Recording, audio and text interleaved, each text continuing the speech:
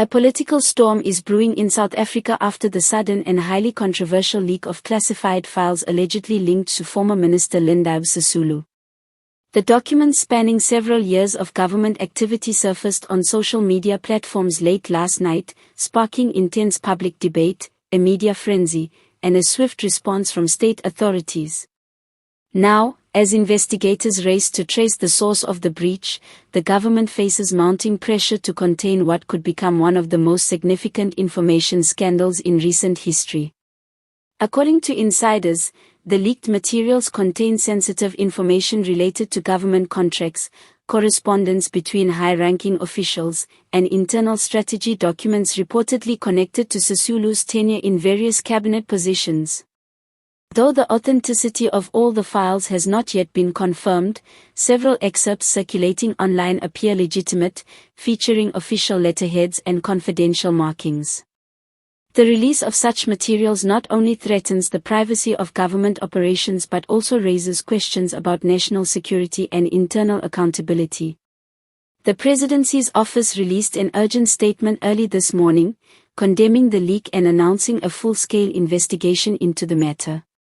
The government views this breach with the utmost seriousness, the statement read. An interdepartmental task force, including members of the State Security Agency and the South African Police Service's Cybercrimes Division, has been established to determine the origin, intent, and potential damage of this unauthorized disclosure. Officials have confirmed that legal experts are already assessing the implications under the Protection of Information Act and the Cybercrimes Act, which classify the distribution of state secrets as a criminal offense. If found guilty, individuals involved could face severe penalties, including lengthy prison sentences. Sources close to the investigation suggest that several suspects have been identified for questioning, including current and former government employees with access to restricted databases.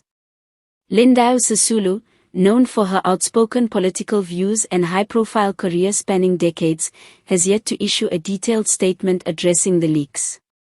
However, a brief comment from her spokesperson suggested that the former minister is deeply disturbed by the incident and supports a transparent investigation to expose the truth. The statement also hinted that some of the leaked files might have been doctored or selectively edited to mislead the public, raising the possibility that this could be part of a larger smear campaign aimed at damaging her reputation. Political analysts are calling the leak both a national embarrassment and a wake-up call. It exposes vulnerabilities in the state's information security systems and underscores the growing risk of politically motivated cyberattacks. In recent years, South Africa has faced several high-level data breaches, but none have involved such high-profile figures or documents labeled as classified.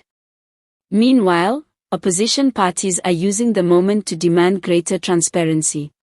The Democratic Alliance, DA, has urged Parliament to convene an emergency session to discuss the matter, arguing that the government's response must be subject to public scrutiny. The Economic Freedom Fighters, EFF, have also weighed in, calling for an independent investigation separate from state agencies, citing concerns that the government cannot be trusted to investigate itself. Legal experts warn that beyond the political fallout, the case could set a precedent for how South Africa handles future leaks involving state secrets. This is not just about Lindiwe Sisulu, said Professor Andile Makona, a constitutional law scholar. It's about the integrity of state information management and the protection of whistleblowers versus national security. How this case unfolds will have far-reaching consequences. As the probe intensifies, social media remains ablaze with speculation and conspiracy theories. Some believe the leak is a strategic move by political rivals ahead of upcoming party conferences, while others see it as the act of disgruntled insiders exposing corruption. Whatever the motive, the legal ramifications are already in motion and the stakes could not be higher. For now, the government is tightening its internal systems and warning the public against sharing or reproducing any of the leaked documents, emphasizing that doing so could constitute a criminal offense.